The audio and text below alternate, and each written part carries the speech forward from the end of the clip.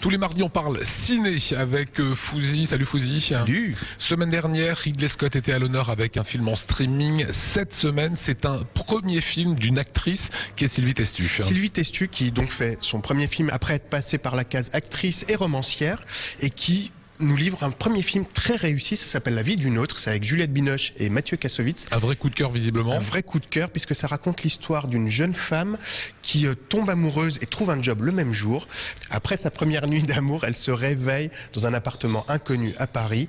15 ans se sont passés, elle ne se souvient de rien, elle a un enfant, elle est mariée avec son grand amour et sa vie a visiblement changé.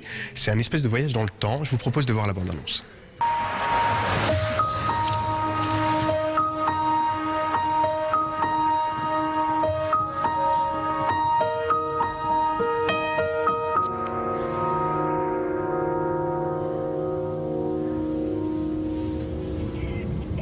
Maman, j'arrive pas à ouvrir le miel. Hein? C'est quoi cette connerie? Tu connais la date d'aujourd'hui? C'est ton anniversaire. Oui, on dirait. L'année 2011. 2011. J'ai quand même pas dormi 15 ans. C'est moi. Est-ce que c'est le même métier d'être acteur, écrivain, parce que j'écris des romans, ou réalisateur? Et je dis en fait, finalement, c'est très différent. Mais vous racontez des histoires de façon différente. Alors, quand moi je joue, que je suis engagée comme actrice, je dois le ressentir. Bon, je donne corps, on va dire, à un personnage, à un petit bout de l'histoire. Être écrivain, c'est une liberté totale, parce qu'il n'y a pas de problème d'argent, il n'y a pas de problème. Vous avez besoin de convaincre personne, si ce n'est c'est votre éditeur, mais vous faites ce que vous voulez, quoi. Et la réalisation, c'est autre chose, parce que c'est très personnel, mais c'est quand même malgré tout une discussion avec beaucoup de gens. Signer un film seul, c'est presque une escroquerie, parce qu'en fait, on fait un film à plein. Donc vous êtes seulement la personne, on va dire, qui serait presque l'interprète du scénario.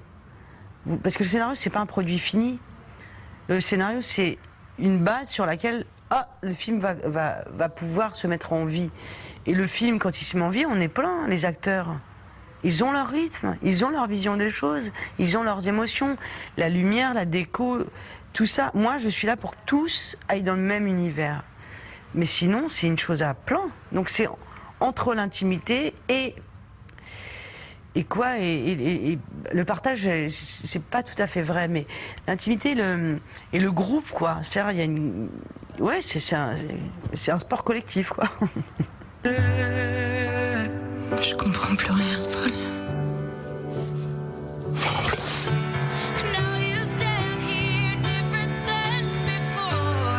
Comment j'ai pu changer autant?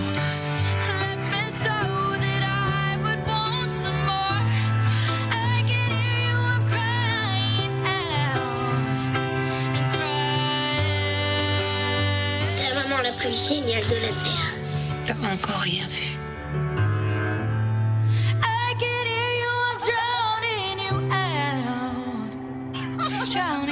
Voilà, Sylvie Testu qui n'est pas dans son film, qui ne fait que réaliser avec une Juliette Binoche assez étonnante, assez exceptionnelle et une sorte de blanc de grand trou de 15 ans. Une sorte de voyage dans le temps puisque dans ce film, par exemple, puisqu'on est dans un café, elle va s'allumer une cigarette puisqu'avant on pouvait fumer et tout le monde la regarde très bizarrement comme si elle était arrivée de la Lune. Elle ne sait pas que la France est championne du monde de foot pour la première fois, elle ne sait pas que Michael Jackson est mort, ni que les tours sont tombées, et elle découvre tout ça dans le film, et en même temps elle découvre ce qu'elle est devenue, et la question essentielle c'est, est-ce que 15 ans après on peut être quelqu'un d'autre?